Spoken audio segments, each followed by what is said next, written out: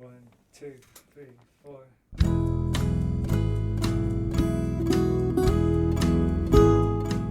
Hello, you're listening to the SKYLIT Books podcast series. We are a general interest independent bookstore located in the Los Feliz neighborhood of Los Angeles, California. This year, because of the coronavirus pandemic, we've had to close our store and cancel in-person events. But SKYLIT is your neighborhood bookstore, and we are finding ways to create community even while we're far apart. In the coming weeks, we'll be putting out lots of new audio content to help you discover new books, connect with authors, and check in with your favorite booksellers. To learn more about how you can help keep SKYLIT alive, please visit our website at skylitbooks.com or check out our social media accounts on Twitter and Instagram. You can subscribe to the podcast on Podbean, iTunes, and Spotify. Thank you for listening and enjoy.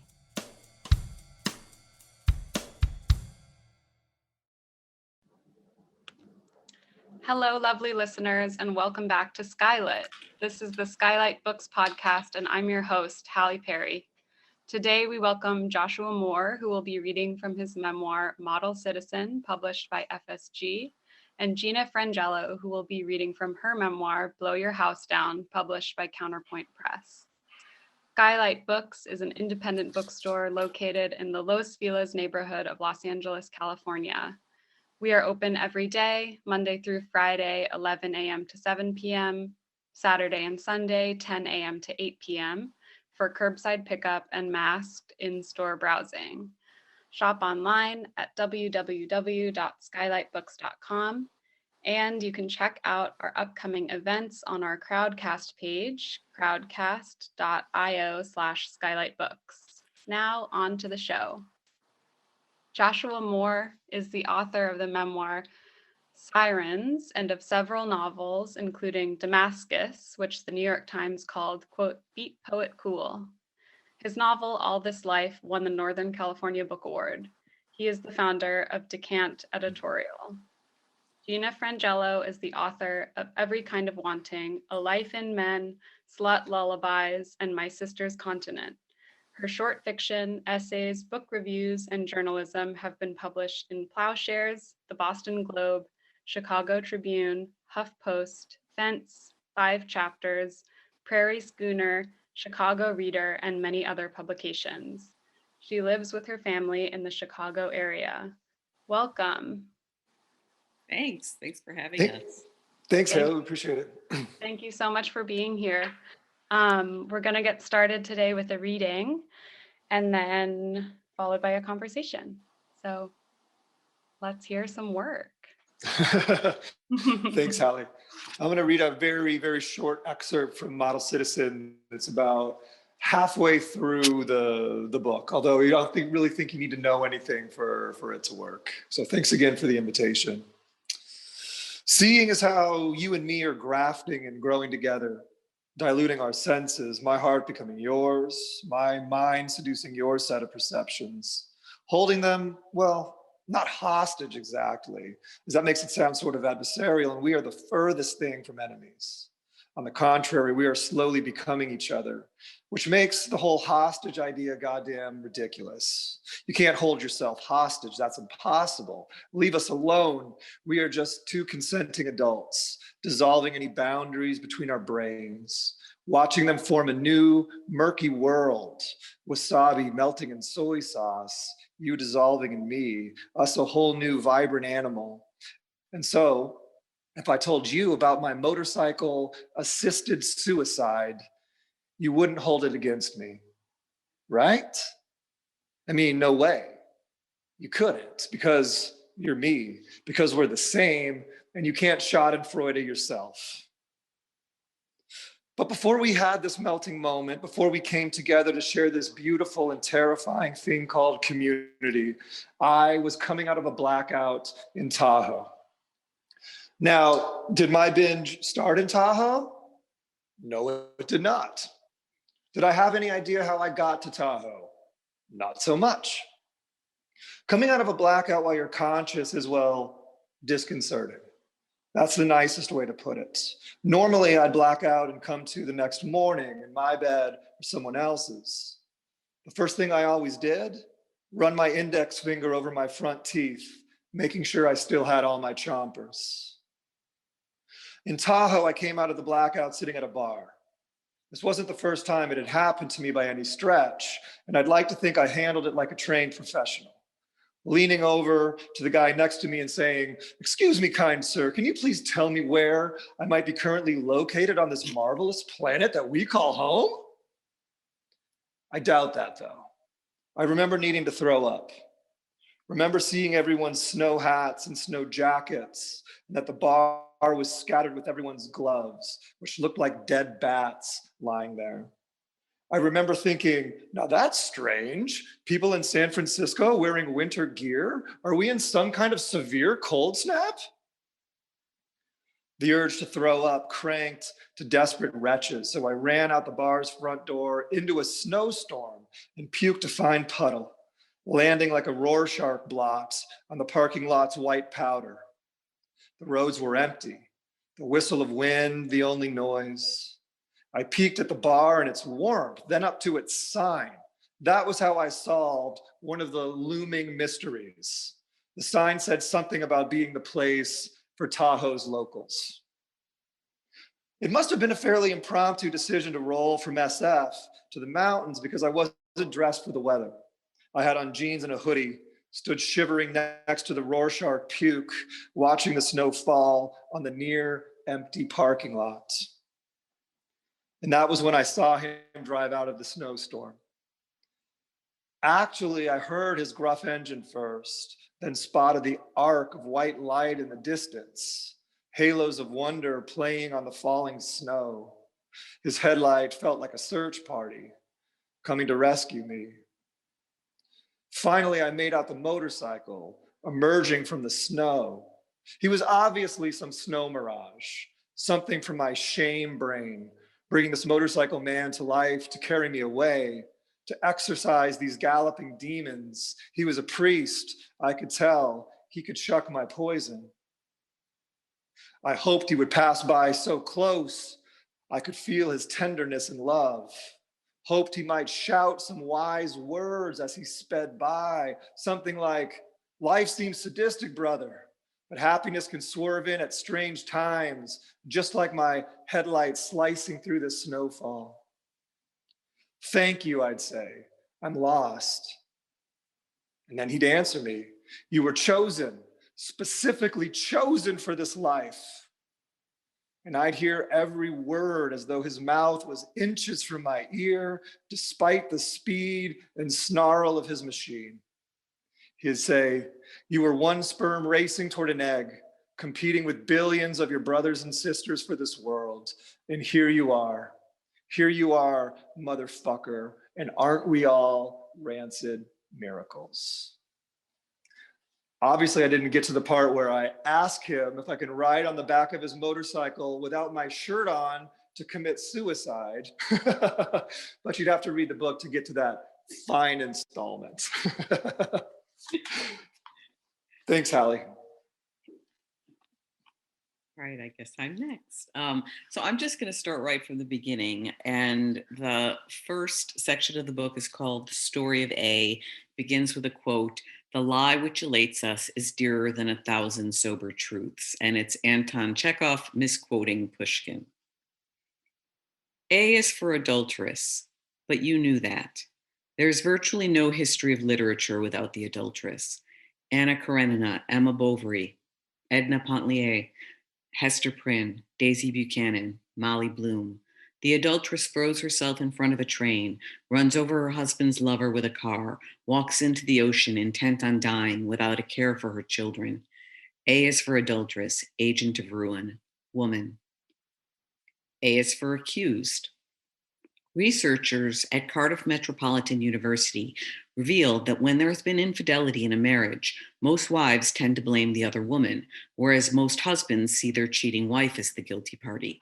Basically, whoever dropped dead in the broom closet, the adulteress did it. A is for author. Allow me to reveal the A on my breast.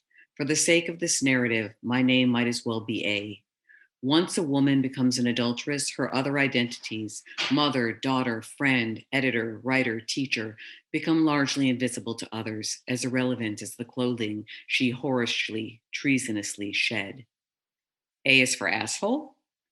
There is no slur for men to match the equivalent of mistress or even other woman.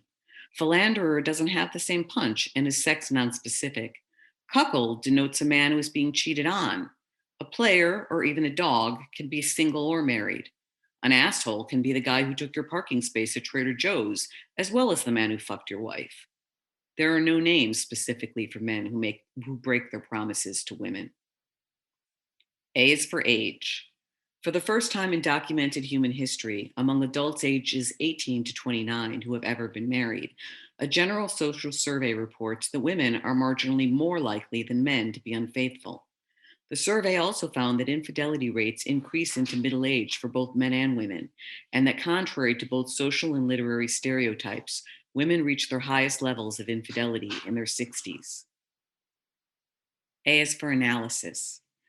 While wives initiate almost 70% of divorces, the researcher Michael Rosenfeld recently made the surprising discovery that no similar gap between the sexes, or any gap at all, exists between the percentage of breakups initiated by women and men living together without marriage.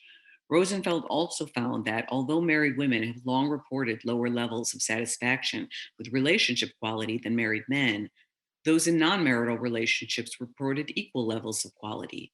These results, Rosenfeld said, quote, support the feminist assertion that some women experience heterosexual marriage as oppressive or uncomfortable.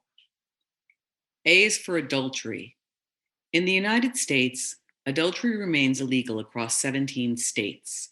In Illinois, where A first kissed her lover, the wronged spouse can even sue the cheater's lover for alienation of affection. In Massachusetts, where A and her lover reinstigated their affair 2.0 after having been broken up for nearly 9 months, adultery is a felony, theoretically punishable by up to life in prison. A is for old, strike. A is for hag, strike. A is for crone, strike. A is for ancient. Various studies using extensive data from online dating sites have revealed that women's perceived attractiveness by men hits its highest point at the age of 18 and declines steadily thereafter, Elizabeth Birch, and that the peak age of women's attractiveness is somewhere around 22 or 23, Christian Rudder. According to Rudder, co-founder of OkCupid, younger is better and youngest is best of all. For men, by contrast, attractiveness seems to increase steadily with age, peaking somewhere between 46 and 50. Given these facts, one might wonder what irrational force could possibly have prompted A to believe that she still matters enough for all this fuss to begin with, for all this inconveniencing of other upstanding people who had expectations of and plans involving her. Just look at the way she's carrying on, as though she honestly doesn't realize she is statistically unfuckable anyway. A is for the audacity of her. A is for animal testing. In Esther Perel's The State of Affairs, the author indicates that while rates of infidelity are on the incline, public compassion for adulterers is not. According to a 2017 Gallup poll, Americans have become more relaxed about most things sexual, from premarital to teen to gay sex, but adultery remains condemned at higher rates than abortion, animal testing, or euthanasia. A is for Alice. A's mother, Alice, was once told by A's father that she should take a lover because A's father was no longer interested in sex, at least with his wife, and could not satisfy her. Although she had 2 opportunities that A knows of, altruistic Alice nonetheless remained faithful to her asexual husband, even past his death. A is for anti-heroin. This is not that kind of book. Oh, I love that, Gina. Thank you. Yours is awesome. And is that billed as a prologue or is that chapter 1? Yeah, it goes on from there, and it is sort of a prologue because obviously the rest of the book, I'm not I'm myself. At the end of this one, it shifts from A to I, and then it goes into the rest of the book. I mean, the cadences are so striking. It's almost reads like a prose poem in the best way. Thank you. Yeah, As it we're was getting, weird because it was one of those incidents where the notes became the book, which is something that Rob, my husband, always says is like the notes are the book. I was basically researching things for the book and I was taking notes. And when I was done, I realized like this is the story right here. So I did that one. I've never heard Rob say that the notes become the book. Can you say more about that? Yeah, it was really like when he was writing his memoir Liar, like he would write these notes about things he wanted to write about and wanted to include in the memoir. And essentially, you know, a lot of them ended up basically, because a lot of the sections were quite short, the notes ended up largely being the book, and then he revised it. But yeah, so I found that to be much more true when writing nonfiction than when writing fiction, you know, where you're just like, you know, she's got to meet Jeffrey. And it's like, that's not the book. So. Right.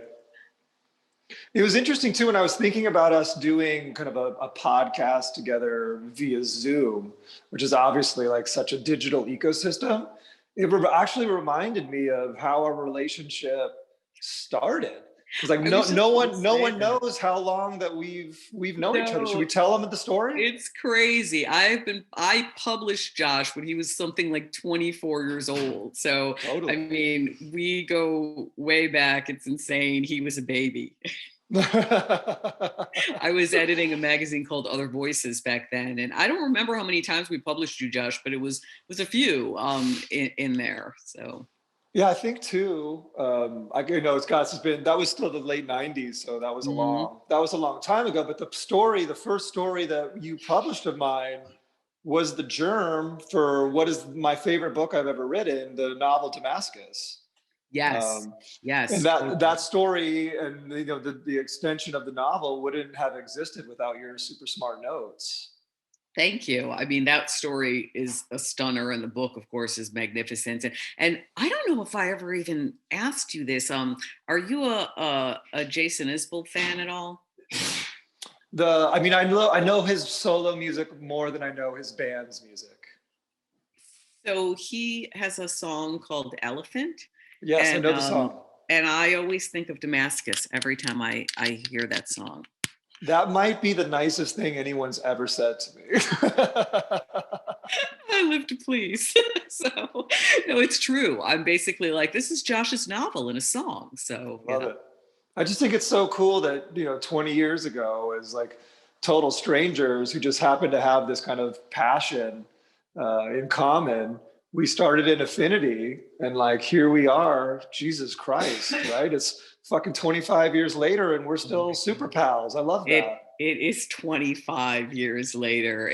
Well, I mean, so I edited Other Voices. I started, you know, just reading for the magazine in something like 1996 and took it over in 98. And it's like, I seriously kind of feel like everyone I know in my entire life now I met through Other Voices. I mean, including my husband, you know, it's like the people I've worked for, the people I've published since, like, it's just like, it's become my whole life ecosystem. So Yeah.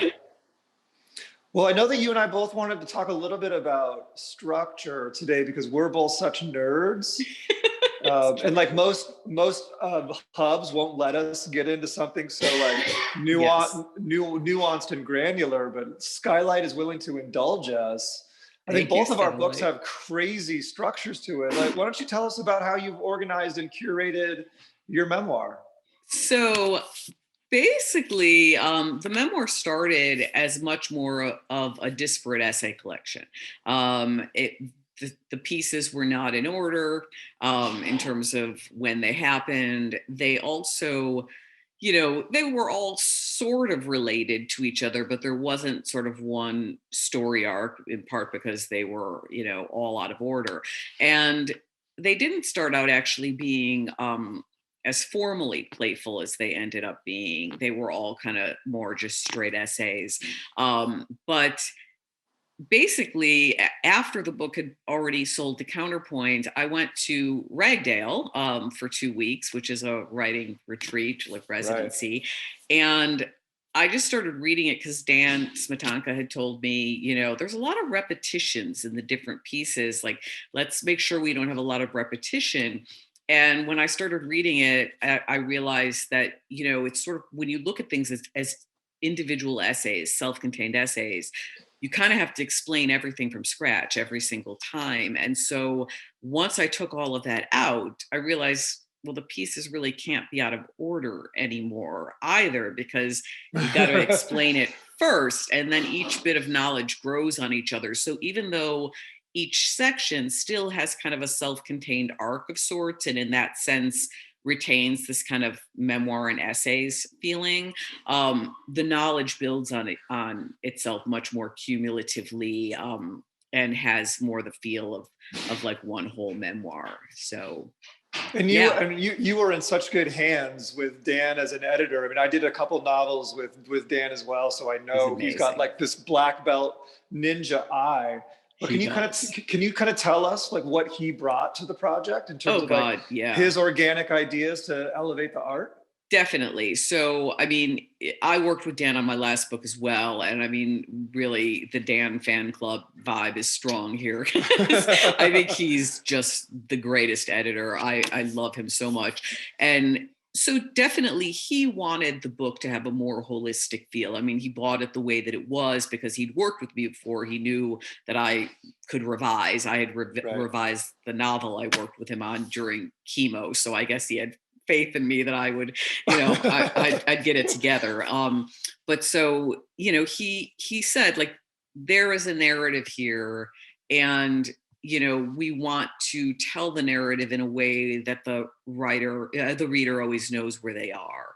And so basically putting the pieces in order, getting rid of the repetition, I really realized that some of the pieces covered the same ground, which is interesting because as an editor of short story collections that were sometimes kind of novels and stories, I encountered that a lot. Like once all the repetitions were taken out, sometimes two different stories just covered the same emotional ground, and you had to choose between the better one. And so I had written and published a lot of essays about my parents in particular, and some of them had to go here because they were achieving the same thing. And then in the gaps, I was able to kind of play with form more, like the one that I just read. And Dan was really helpful where that was concerned, because he was helping me sort of understand when I was playing with form where I was still advancing the narrative versus where the experimentation was no longer narrative. And so a few of those got cut, and then a few of them got added. So well, I think what's nice about someone like Dan that you've already built trust with is that that when he's supportive of the ideas, it's always going to be in the book's best interest. In lesser hands, an editor might try to steer you away from the book that you want to write into the book that he or she wants you to write. And when you work with someone of Dan's ethics and talent level, that his suggestions is just all about making the book better, which is how it should be across the board. But yeah, it's so true. I mean, like what I wanted to say particularly about him that I really, really appreciated is that, I wanted the book to be sort of a hybrid of memoir and cultural criticism. I didn't want it to only be a lens of me. I wanted it to be a lens of the culture at large. Yeah. And I was very worried when the book was going out that no one was going to be down with that, that everyone was going to be like, you're not Susan Sontag, honey, like just write a book. And Dan was basically like, let's lean hard into that angle, like go crazy. And that was just the most fun, wonderful thing that ever happened to me, was getting to embrace that side of it. And it was he kind of gave you the permission to let the work feel more whatever you wanted it to evolve into. Exactly, that it didn't just have to be sort of a traditional memoir. The way I feel women are often corralled into writing certain types of memoirs, and Dan was sort of like, no, you can basically geek out. You can put in, French feminist theory. You can put in stats about, the legal system and archaic medical treatments and, hysteria and all of these different things that I'd been interested in for years. And then in fact, my novels really skirt around, but I could never fully delve in. And he was like, go to town. So yeah, it was. Well, I might argue too that in 2021, I don't know that you can't tell a memoir straight anymore. I kind of feel like at this point, we want to be acknowledging like the zeitgeist complications, how history is going to play a role in the present that we're all dealing with right now. So I don't know. I wonder if the hermetically sealed memoir is kind of going the way of the dodo. I wouldn't mind that. I mean, Yeah. as an editor, like, so I'm the creative nonfiction editor at the LA Review of Books, and before that, I was the Sunday editor at the Rumpus. And in both of those places, I mean, obviously, as CNF editor, I publish only nonfiction.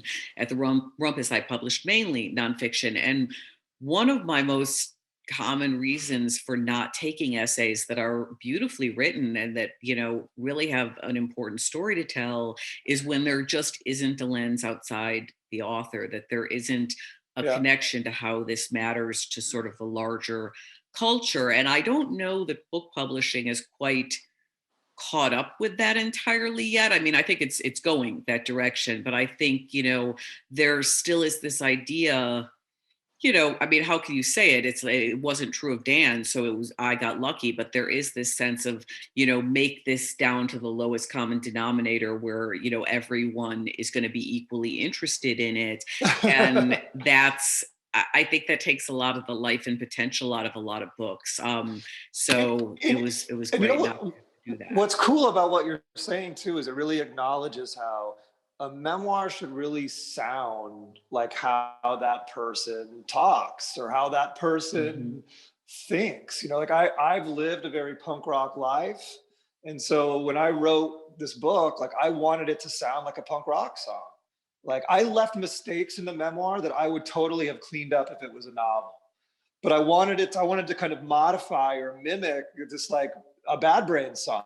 That's right? fantastic. Where it's like the guitar's out of tune and the drummer's on cocaine, so he's speeding up and slowing down. It's just the third week of the tour, so the singer's hoarse.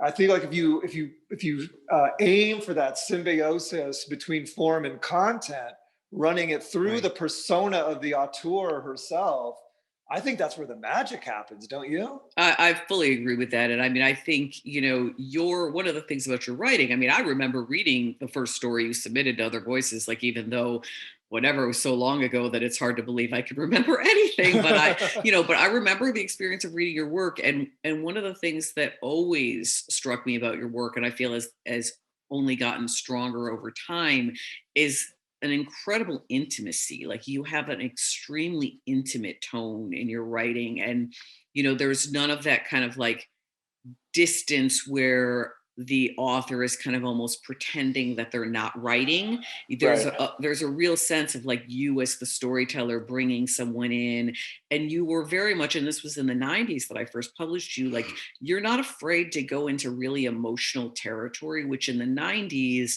often emotion was mistaken for sentimentality, and was really being just nixed out of stories and films and everything. It was sort of like everyone was supposed to be glib and flat, and you know, you weren't supposed to acknowledge like hurt or love or any kind of sentiment. And your work managed to really go there in these incredibly artful, intimate ways. And that was back when you were writing, you know, just fiction, but your nonfiction, I think, does that even more so. Oh, thank you for saying that. I mean, I think, you know, when I'm writing, I want it to sound like I'm sitting on the bar stool next to you, whispering it into your ear. So I'm actively working to make it the most visceral experience that I possibly can. So that's going to make you, you know, privy to those mechanisms of love and joy. But it also means that I'm going to take you into those squalid emotional ecosystems that you probably don't want to go into as well. You know, it's funny that you mentioned that because Charlie Baxter has this amazing way to describe the word visceral that I kind of use as my North Star when I'm putting scenes and chapters together. And he uses the analogy of a playhouse. And he says the word visceral means that you're sitting in the front row of the play, and the actors are so passionately involved in disseminating their lines that their spit is hitting you in the face. And like, I think about that all the time when I'm writing narrative. You know, are they true? Yeah. Are they in the front row or are they in row 8? Or are they all the way back in row 45? And how can I close that gap? How can I close that proximity?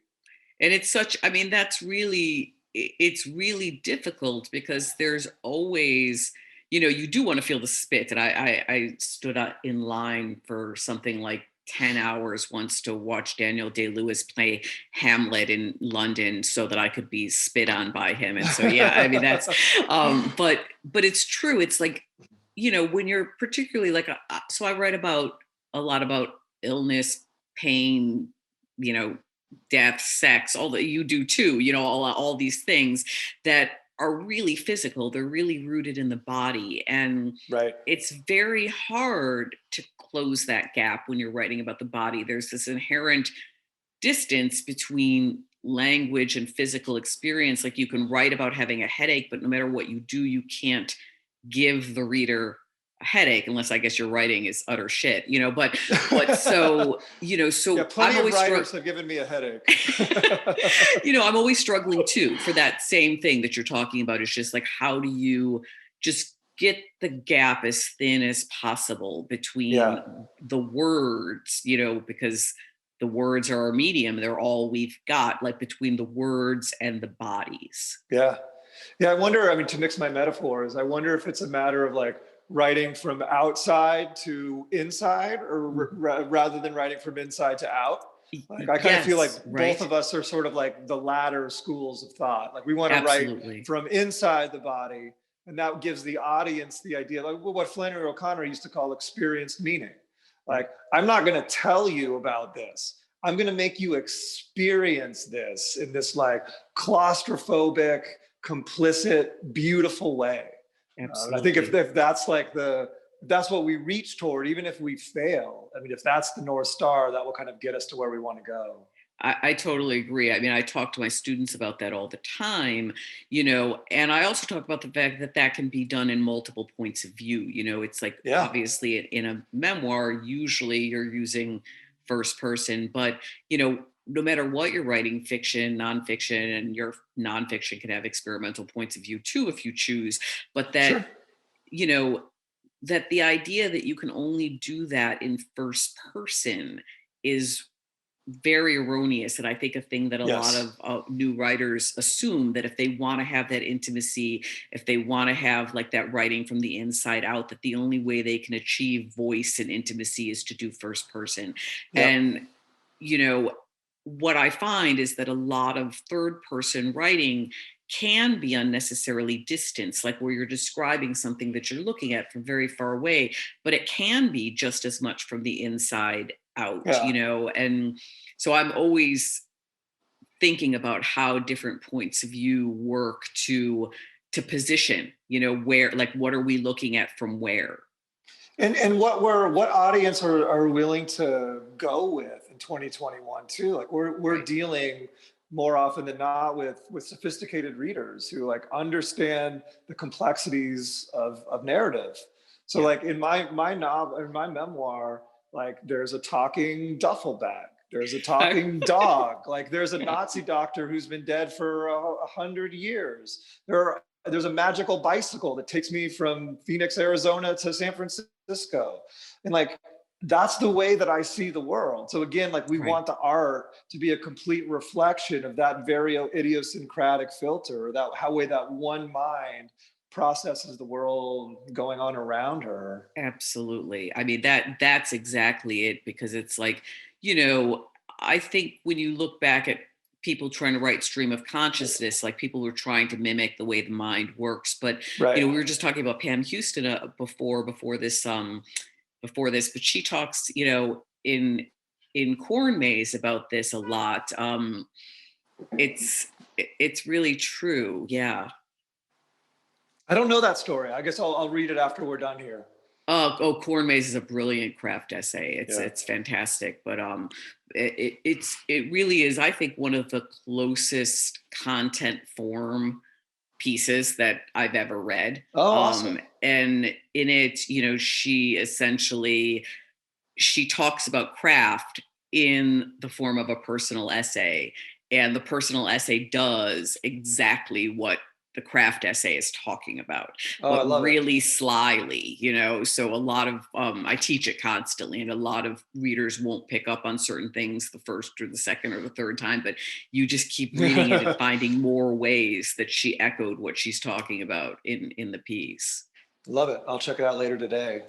The other thing I wanted to ask you about constructing the book, I think like writers are typically, their next project is always going to kind of be in reaction to what they've just been stuck investigating. Like I know personally, like I need a break from talking about my own narcissism / solipsism. Oh, God help me, yes. So I'm feeling the tug back to the fiction side of things. Where do you think you're going creatively? I feel likewise. I mean, I'm in the process. I have a few essays in the work, because it's the book season and so forth. Right. But no, I'm plotting a couple different novels in my head, and it's always that way. I'm sure for you too, like where you're writing before you're writing, like you're pre-writing, and you start to know, like I'm a binge writer. I don't write every day. I don't write like even necessarily every month. But I know it's time to start when I just kind of can't shake thinking about the characters, and I'm imagining, what their responses would be to everything that I'm seeing, and et cetera. So I'm starting to get there where it's like, I need to write fiction again, which is interesting because I wrote the memoir largely, I mean, for many reasons, but one of them was that I was incapable of writing fiction at that time. Like I kind of had to write through this firewall of this memoir in order to get to fiction again. And so, it's sort of thrilling that that it seems to have worked and that I'm back in that mindset. And you too, huh? So you're planning another novel? I think so. I mean, I have FSG already has my next novel under contract. Oh, fantastic! And I started this book way back in 2012. About the first female poker dealer in Gold Rush, San Francisco. Oh, that's right. Yeah. And so I finished that finally. I mean, I'd never written historical fiction before, and it took me forever to get it right. I got some really amazing advice from a historical writer in San Francisco named Janice Newman, who told me she was reading something of mine, and she said, "You're writing about this like it's the past. Like to these people, this is the vibrant present." That's fascinating. And that fucking changed everything, Gina. Like suddenly, like my feet hit the ground, and before I was kind of hovering, observing. I was like looking down on the material, and I wasn't able to get to look at the material in the eyeballs. It's what you were just talking about, like writing from the inside out, and it's like you have to inhabit wherever you are, For sure. So For sure. Yeah, that makes total sense. And I can't wait to read that because I mean, I remember hearing your idea for that some time ago. What was funny about it is because my agent at the time, I was just coming off of the Bar trilogy, and he was like, "You can't write another Bar book, man. Like you can't do it." So then I was like, what would be my workaround here? What if I write a Bar book? It's set in the Old West. Yeah, does that work? They're wearing cowboy hats. Is that a different book? That's awesome. It's basically just like Damascus in the Old West. Do you feel like, I mean, even independent of what, your editor said, like, or your agent, do you feel sort of like once you've written a memoir that in a sense it's like a bit of closure of a lot of the material that you were dealing with in fiction for many years, and kind of like now feeling ready to go in sort of a radically different direction? Like my husband Rob, who's also a writer, and I talk about that a lot. Like we both of our fifth books were memoirs, and in a sense you end up going into the themes that you've been dealing with that have been your obsessions your whole life, your whole writing life, and I feel like it marks the end of a certain point of my career, and that the things that are now interesting me are very different than what I was writing about before. It could very well be. I don't have as much self-clarity to know that about myself. Like I kind of like the idea that if they'll allow me to keep publishing them, I like these skinny little memoirs. Like this only takes the story up until my daughter was 5. You know, she's almost 8 now. So there's like this 3 years that I would love to write about. Some crazy stuff has happened. So I think I will continue to do like little things like that if people will allow me to keep writing those books. That's fantastic. But I don't know that my preoccupations are going to change. Like, I think there are certain artists, like I think David Lynch has made the same film 8 times. Oh yeah, Like, I mean, definitely. I just like that film. So I mean, the Flaming Lips have written the same song 30 times. I just like that song. Well, Kundera says that too, like that you basically maybe you have 3, central obsessions that you write about your whole life. Yeah.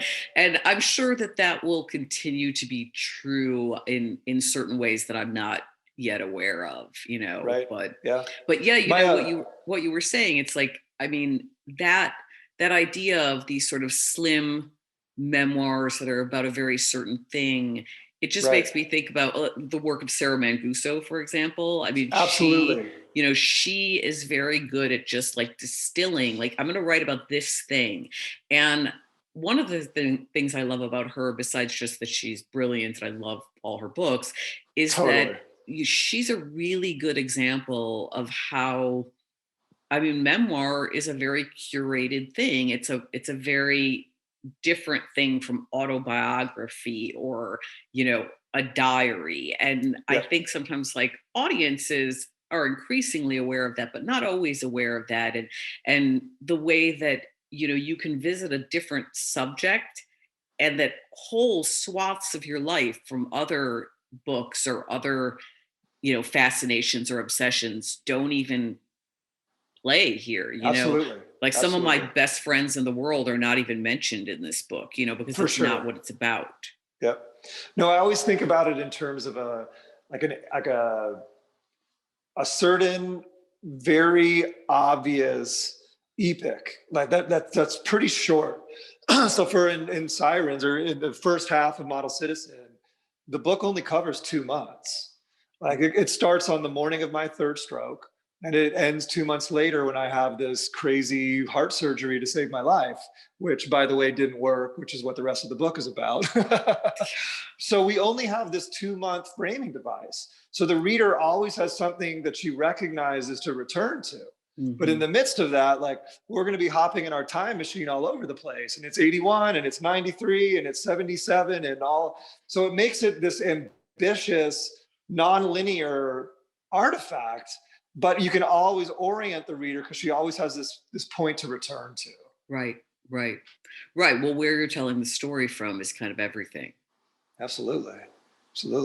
And I wonder too, you're talking about where you're telling the story from. That's an interesting observation too, because there's always at least 2 versions of the writer in a memoir, right? There's like somebody who's like enduring it. And then there's the person who's retrospectively looking back, and that person can offer context and asides, but that person can also totally fuck the book up. That's so true. I'm just so curious. How did you handle the retrospective narrator in such a way that she was helping you tell the story rather than fucking up the story? It's really interesting because, I mean, I don't believe, like some people believe, that you can't write about things when you're in the heat of them and that you always need distance. But I don't believe that either. I believe very strongly, though, that there'll be really different books, that distance changes things. Yes. Nabokov says memory is revision, and it's like, but it's also analysis. It's like we have kind of, I don't want to say hindsight is 20/20 because I don't think we ever really have 20/20 vision on our own lives. But I do feel like, you see certain things clearly about yourself that you didn't see in the moment that you were in the heat of things. And so I think for me, being able to connect my story to a lot of larger things was important to me, but also being able to look at myself sort of as a character, looking at myself not just as the person caught up in all of these things who's kind of living their plot and has no idea they're a character, but that now there was me looking at me, and that the minute I put that person on the page, in a sense, she ceases to be exactly me. She becomes the character of me. And so I mean, that sounds maybe a little convoluted, but I think it was really useful for me to have that future bench post of where I was looking at the story from, because it kept me aware that there was no way to get everything about myself and an exact replica of myself onto the page. And that I had to look at myself with kind of the same ruthlessness that you would a character. And I think you do that. I mean, I think you do that totally, because I read Sirens. And so I know that that's something you're really good at as well. Well, in my work, I'm never looking for clarity. Like, I'm trying to intentionally destabilize the art, and I'm trying to make the reader feel as complicit in the action and the decision making in the book as I can possibly make her feel. And then to speak to what you're saying about distance, just to argue the other side, I wrote the first draft of this during that 2-month epoch between my third stroke and the surgery. Because I wanted to write it in this like zero fucks, never pull a punch, never hedge a bet way, because I was convinced I was going to die on the operating table. Absolutely. And because Ava was only 18 months old at the time, and my father was this marvelous liar. Like, he died when I was pretty young, and I only knew this persona. And so one of the things that I ache about is the fact that he never trusted me enough to like truly reveal who he was. So I intentionally overcorrected with my kid. I would be like, I didn't get anything. I was obfuscated for his entire true story. Well, here you go, baby. I'm going to give her like the warts and all version of who her old man was during my short time here. And then she can sift through that and do with that what she wants to. But it's like, I wanted the book to read like a love letter to her. That's really beautiful. I mean, I think that it does. And like you, I did a lot of the drafting while I was in the thick of things. And I, at that point, had no idea I was writing a memoir. Like, I had a vague idea that I was going to write an essay collection about my parents at some point, but I was writing this other stuff kind of in secret as I was going through it. And, you see the connections later. And, that's really where the structure, to bring it all wrap full circle. Exactly. I mean, that's why architecture and structure is often the last thing to reveal itself to the artist. Totally. Like, I have, graduate students and clients all the time that think like, this is how my memoir is going to be structured. This is how I'm going to organize it. And it's like, that's fine if you recognize that that's simply a system of hypotheses. And the person who doesn't care about your hypotheses is your fucking book. Yes. I mean, that's why the last thing written is often the first. I mean, like, the first chapter is often the thing you have to return to and completely rewrite once the book is over, because you had no idea what the book was going to be. The part that I just read was one of the last things written in the book, even though it opens the book. It always reminds me of that probably apocryphal quote attributed to E.M. Forster that a critic asked him what his new book was about while he was in the middle of drafting it. And Forster says, "How do I know what I think till I see what I say?" It's like, we gotta know where the landing spot is, and then we can reverse engineer and make sure that we're scattering the right clues and curating things in the right sequence. I don't know if you just saw the piece that Betsy Crane published on Air Light. But yes, her title of her memoir is "This Story Will Change." And I love the way that she plays with that idea of how time and distance constantly change and evolve the story. You write a book, and 7 months later you'd write a different book, and it just keeps going that way, but the book stays where it is, so. I read a draft of a memoir of hers probably, 8 or 9 years ago. So obviously it would have changed a lot, assuming she's using some of that to fuel this new project. But she writes like such an angel. I would read just about anything that she puts out. I'm with you on that. Yeah, she's just so effortlessly innovative. Like, I don't Right. think she would know how to even write something that was sort of quote unquote mainstream, or that was, that you'd seen before. Like, there's just something so original about her Yeah. voice and her take on things. When I teach that stuff, I always call it beige against the machine. Like I don't want to read your book that sounds like 500 other books that I've Right. already read. Like I Right. want to read the thing that can only come from your imagination. Like that's Totally. the stuff that interests me the most. Totally. I mean, I And know lots of people like to read Whole Foods realism, but I ain't the guy. no, and that's why, often students, or, even people who pitch me an essay will say, like, does this sound like a good idea for a story or for an essay? And it's like, that's it's all in the execution. Like, all Right. the ideas have been taken. I mean, there's never going to be anything that no one has ever written about before, but it's all like, how do you bring a different lens, a different perception, Yeah. your own voice, your own, the live wire of your brain to this same Yeah. thing that many people, and that's literature as a dialogue. Like, you're in dialogue with all the books through history that have been Yeah. written about basically some of these same subject matters. Yep. Yeah, I had a teacher in college when the first day was like, "Hey, I know you guys are young and you want to feel like you're going to be doing all this postmodern and experimental stuff." And he held up a copy of Don Quixote and he goes, "This is a postmodern book before that word ever existed. So anything you think you're going to do that's new, it's not new."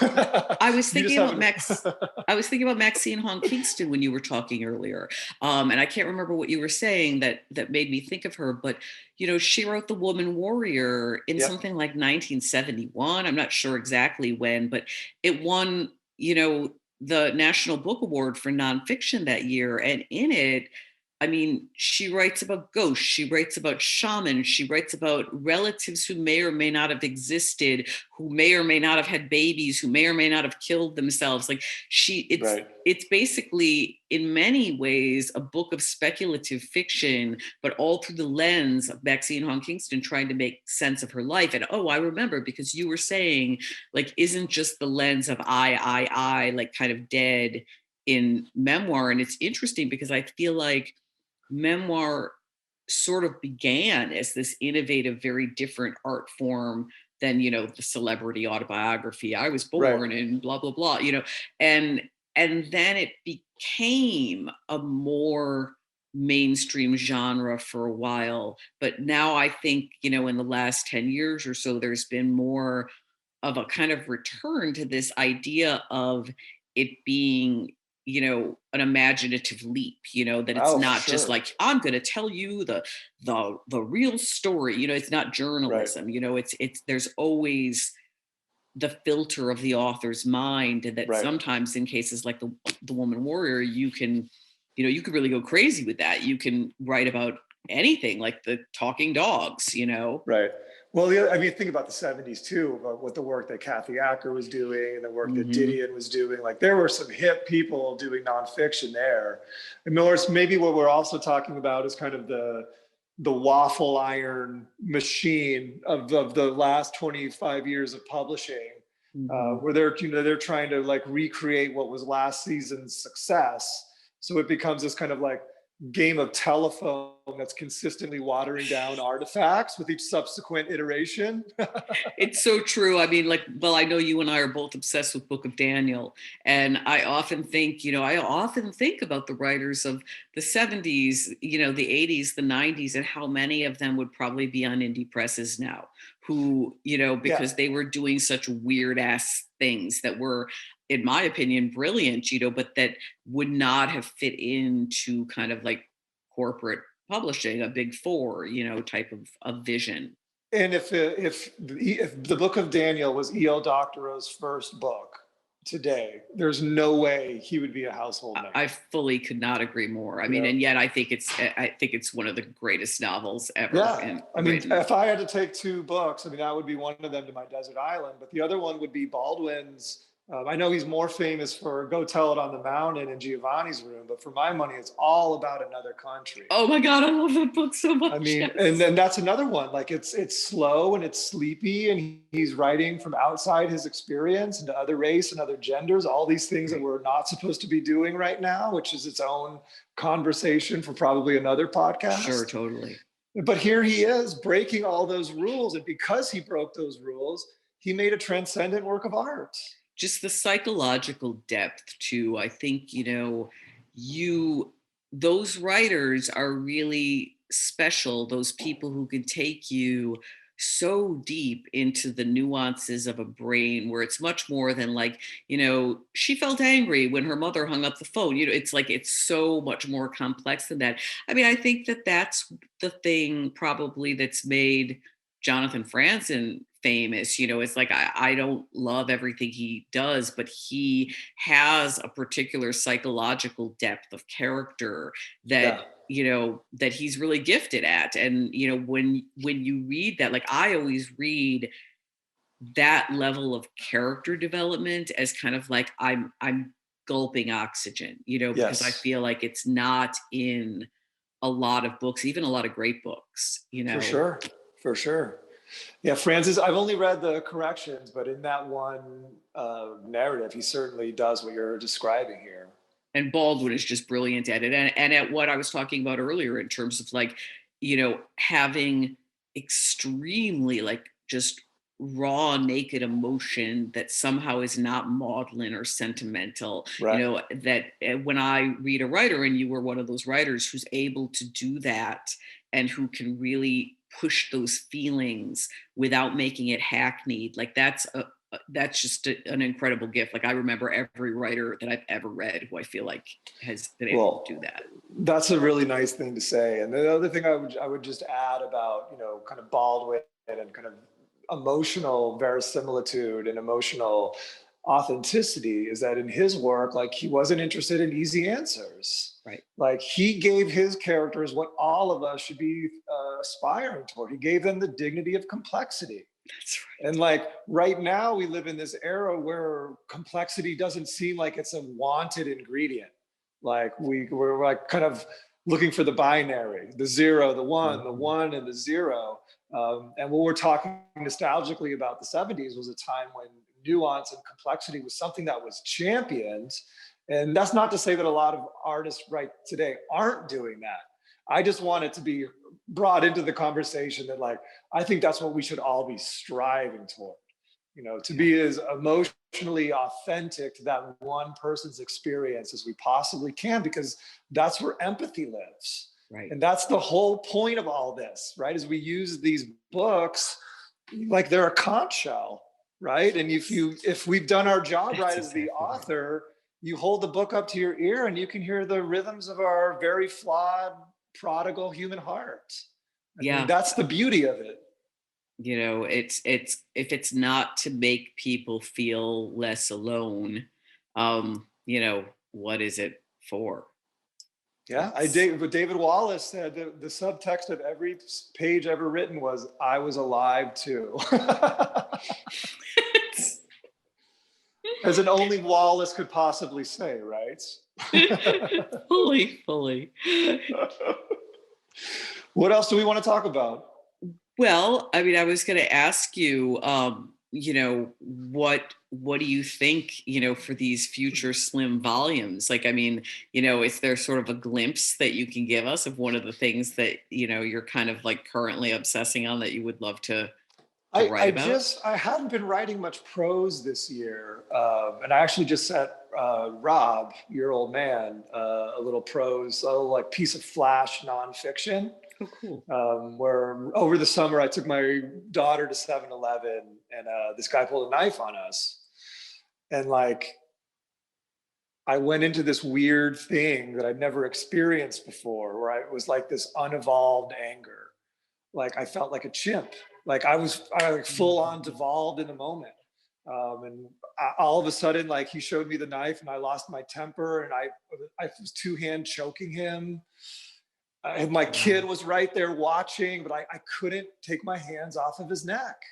Like, I That's saw fascinating. that he had a weapon close to her, and I didn't know what to do. And the framing device of the little essay is that it's all taking place with my hands around his neck. Oh, that's fantastic. I mean, that's like bullet in the brain. I mean, that's Yeah, really, for sure. that sounds great. And So I think I might be drawn right now to kind of like some micro moments. What are they going to add up to? I'm not totally sure yet. But I think short feels right now. yeah. I would like to be ever able to say the sentence "short feels right." Oh God, I write so overlong, it's insane. Like every essay I write, I'll be like, oh, I'm gonna write a 1,500 word essay, you know, and it's like 7,000 words. Literally, it's hellish. But don't you think that that's probably to the betterment of the art, and that it gives you a bunch of emotional and literal options, and then you get to kind of cherry pick the greatest hits? Here's the thing, right? It's like, I mean, I hope so. Yes.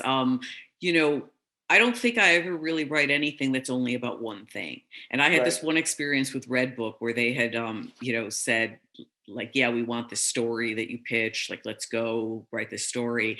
And, you know, I wrote it and it was within their word guideline, which was itself a miracle. But they're like, well, okay, but can you take out this strain and this strain and make it just about this? And so I tried, and then they're like, okay, but how about making it really only about one thing? And like, Right. eventually I was like, I can't do that. Like, everything has braided narrative, everything has kind of, you know, bits of the past and how it bears on the future and kind of parallel things going on. And so finally I just, you know, gave it to the rumpus and was like, I'll take my kill fee. It's more than I get paid usually anyway for an essay. Right. So Well, I think you and I try to be as limber and nimble with how we're architecturally arranging things. You know, like in Model Citizen, every chapter has one story in the past tense and one story in the present tense.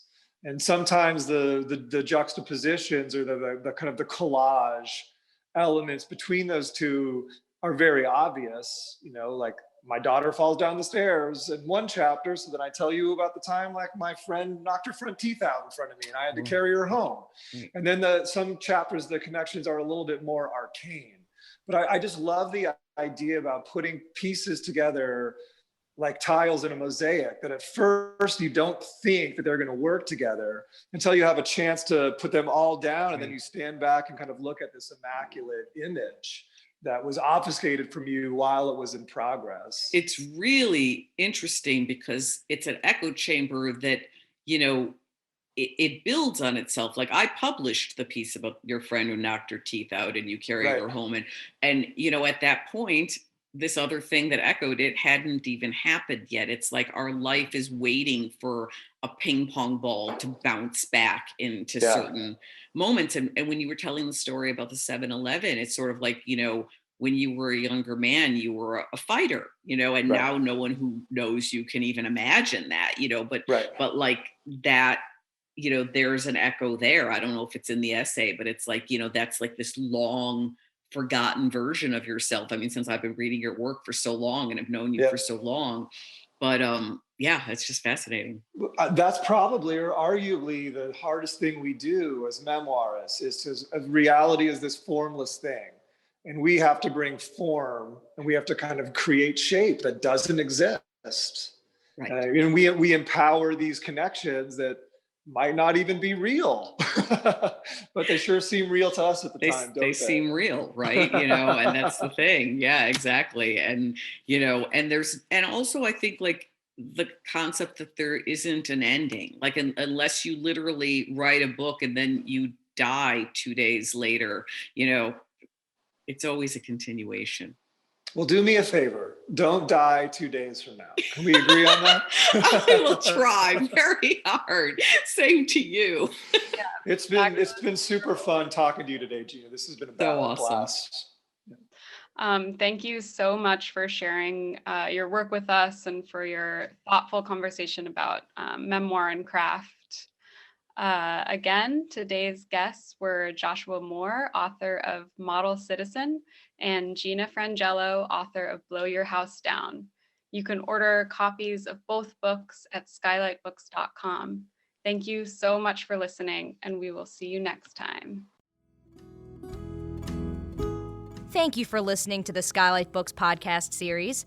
Please don't forget to visit our website at skylitbooks.com and make sure to follow us on Twitter and Instagram. Also, don't forget to subscribe to this podcast for more author talks and bookseller conversations. You can find us on Podbean, iTunes, and Spotify. Stay safe and healthy, and we hope to see you back in our store soon. I see